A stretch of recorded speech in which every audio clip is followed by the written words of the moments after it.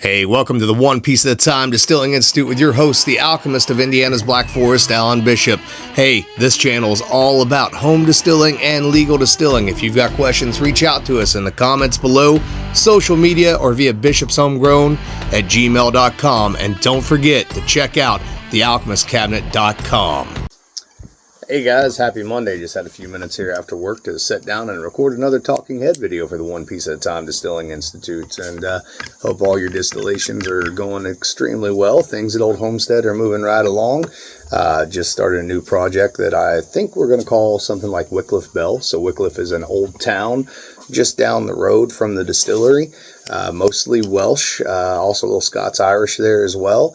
But we are going to be basically taking some oats that I'm smoking with some Irish peat, probably some rye, some wheat, some cane sugar, some apples, some raisins, etc., and making something super unique, both as a white spirit, but also to go into the cask as well as a little tribute to Wickliff. The reason we call it Wickliff Bell is because the old cemetery there that was associated with the church actually has a bell underneath the shelter house. And it's really cool because they kept the actual arm on there that you can ring the bell with. It's attached, and so when you walk into the cemetery, you walk up to the shelter house, you can actually ring this old bell, right? It's sort of called the spirits to life sort of thing. And as you know, I operate the If You Have Ghosts, You Have Everything podcast, so I'm all about the 14 and the high strangeness, and I love paying tribute to those ghosts of the past. So that's going to be the next project that I'm working on.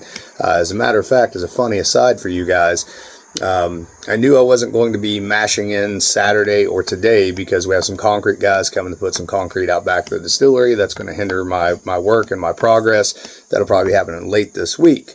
But I wanted to get Wickliff Bell mashed in this week, which I'll be doing tomorrow. However, it takes a little time to smoke the oats. And to be fair, I'm not smoking malted oats. These are raw oats that are already ground. So there's a little bit of a trick to doing that. And it takes a little while. So I need to get that done before I actually mashed in. Now, the unfortunate part is that in order to smoke those oats, you have to wet them down, which means that you have to either dry them and risk them molding on you, or go ahead and use them. So what I decided to do is to make a yeast starter with one barrel. Doing a 250-gallon batch, I'll take one barrel, do the mash of 100% oats in there, all the oats that are going to go into the mash bill, all smoked, and some sugar, get my yeast going in there, and then that was on Saturday, so that by Tuesday, I would be able to take that barrel, divide it into the other 5 barrels, 10 gallons each barrel, 10 gallons each barrel, and be ready to go with the smoked oats. Well, funnily enough, when you're smoking those oats the way that I'm smoking them, you're also gelatinizing them and partially sacrificing them. So this morning I walk into work at 7 o'clock a.m., open the door, distillery smells gorgeous. I know everything's good to go before I turn the lights on, until I turn the lights on and I notice that there is mash all over the floor. And I don't just mean like the barrel overflowed. I keep barrel covers on top of my barrels. It had blown not only the wooden lid off of the barrel, but the actual barrel cover itself off of the barrel, and there was mash up to 15 feet away from the barrel. The barrel was also half empty, so 25 gallons of mash ended up on the floor. So then I had to go through and try to calculate how many oats did I lose, how much smoke did I lose, how much sugar did I lose, and sort of remash in on top of that. Point being that you're never a master distiller. You're always learning. You're always a student. There's always shit that'll go wrong.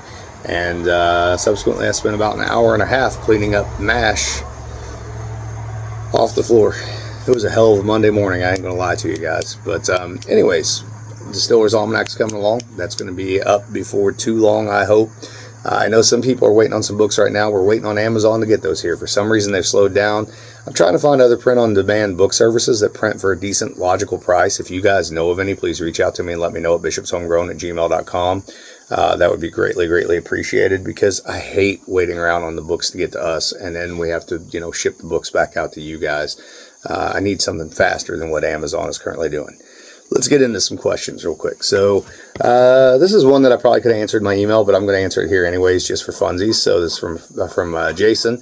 Hey, Alan, your work has been fueling me into new inspirations. Fantastic, man. I moved into my current place almost a decade ago and started planting interesting botanicals immediately. I knew wormwood was the core of absinthe, so when my sister offered me her wormwood plant, I of course said yes. It has been happily growing this whole time, and as a trained brewer turned water reducer, the elixir is squarely in my sights. I discovered you on the absinthe episode of Still It. Fantastic. And have been researching since. Actually, I should be going back on Still It here before too long to do another absinthe episode, because as you guys that are following that may know, we're sort of going through the history of absinthe and the different styles of absinthe. I also have some other stuff coming up with Jesse at Old Homestead Distillery, hopefully at some point next year, but stay tuned for that. And I've been researching since. My question for you is, do I have the correct wormwood? Here are a couple picks for ID purposes. Thanks for any help you can provide, and congratulations on the new distillery adventure. I'm rapidly consuming your Distiller's Talk podcast for insights. Thank you again for the incredible service you provide the community. By the way, guys, on Distiller's Talk, I know we've not been doing as many episodes. Both myself and Christy have been incredibly busy with our other pursuits. We do have new episodes lined up. There are new episodes coming. It may take us a little time. Distiller's Talk may be one of those things where we knock out a whole bunch of episodes at one time, and you have a slew of them coming, or maybe a thing where we have an episode once every couple months. It seems to be self-sustaining, and I think that's okay. I would love to get it back to where it's a weekly thing if we can. We just have to get the time together to be able to do as such. Anyways, Jason, so from the pictures I see, yes, you have Grand Wormwood, Artemisia absinthium. So Artemisia absinthium is the traditional wormwood used in the distillation. Of course, Petite or Roman wormwood is used for coloration. It does look like you probably have a somewhat ornamental version of Artemisia absinthium. Doesn't really matter. Everything else looks correct. Otherwise, it's just that the form looks like it's a little bit been selected a little bit more for a certain shape, certain size, right? But flavor and everything should still be, pretty comparable one way, shape, form, the other. So you do indeed seem to have the correct wormwood. But for those of you who are looking for wormwood to use for absinthe distillation, Artemisia absinthium Grand Wormwood is the absinthe that you want. It's actually very easy to start from seed, and you can buy seeds online. The other cool thing is after 2 years, it's a biennial, so it's actually a perennial, but it'll actually give seed after year 2. And the crazy thing is, because it's like an Asteraceae, the seeds will catch the wind and they will invade everything.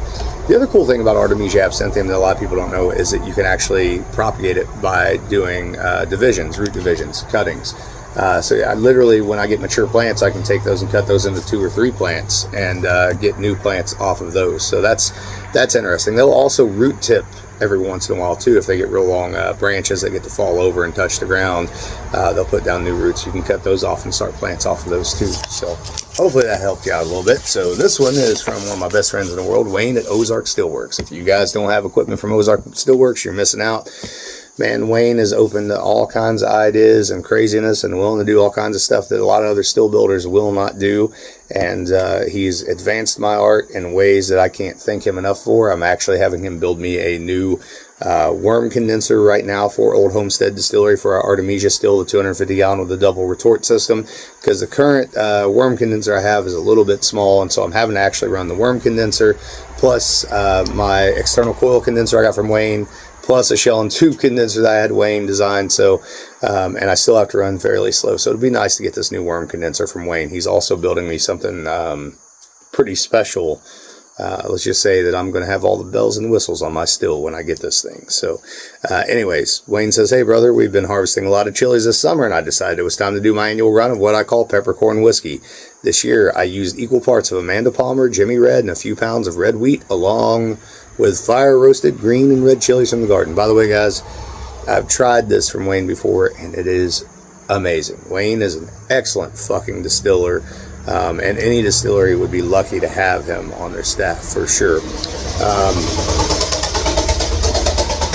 Benefits of living next to the highway, right? So I'll also add dried chilies in the vapor path when I run it. Here's my question. I don't typically get much of a cap at all on my ferments, and I am assuming that it's the chilies because it's the only variation to the mash, but would like to hear your thoughts or opinions. Thanks for all you do for our community, and keep up the good work. Wayne, you're absolutely correct. So when you're adding peppers to a mash, what you're also adding is saponins. That's where a lot of your capsaicin is a saponin, right? It's a soap molecule. That's why you sometimes have to be careful distilling peppers as well, because you can get a soapy flavor out of them, specifically sweet peppers in particular. But what's happening is those saponins are getting extracted into the mash, and they are working in the same way that anti-foam or an oil or a butter would work. It's breaking the surface tension, so therefore the cap doesn't ever really get a chance to form. I actually kind of suspect that maybe in those particular styles of fermentations, that maybe, and it'd be a longer fermentation, but maybe a lager style or bottom fermenting style yeast might actually work better on those style of fermentations. But that's something you could look at playing around with in the future for sure, and keep making that stuff, as it is delicious. Let me see if I got anything else here. I don't know if I actually, I do. So from Jeff Bruns, and Jeff always sends great questions, so let's see what he's got here.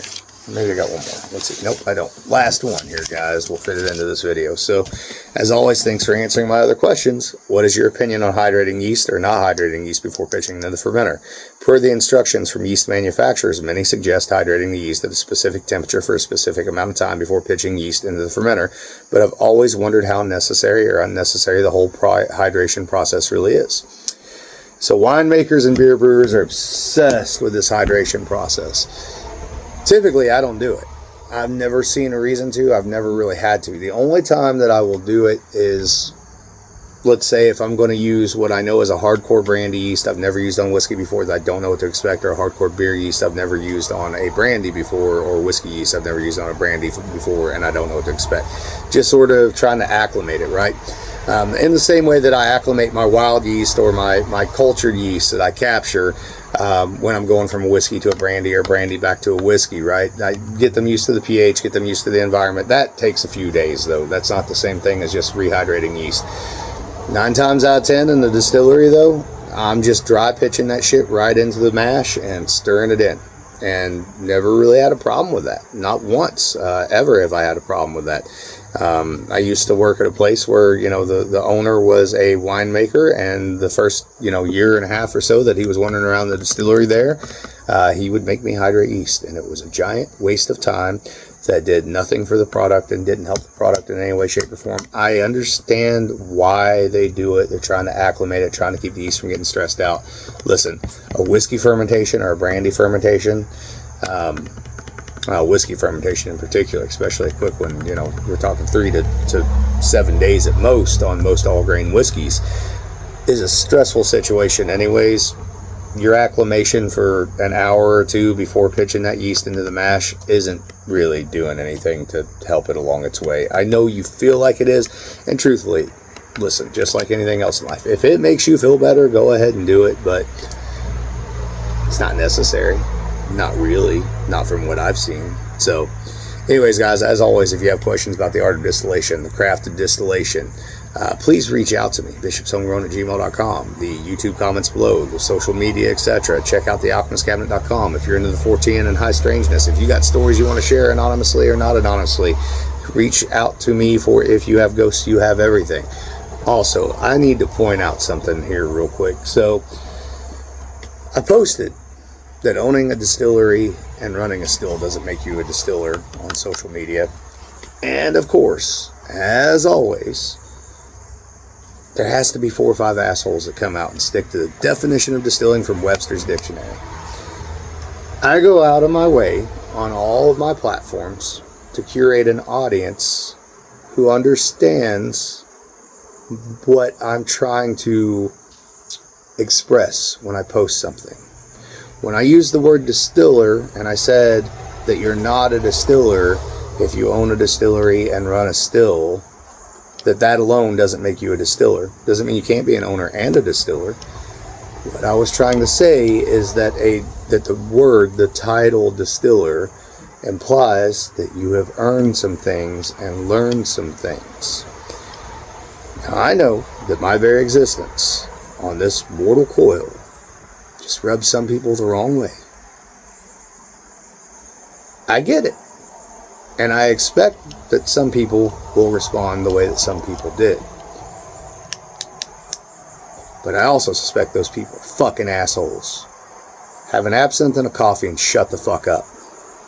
You're welcome. I love y'all. Later.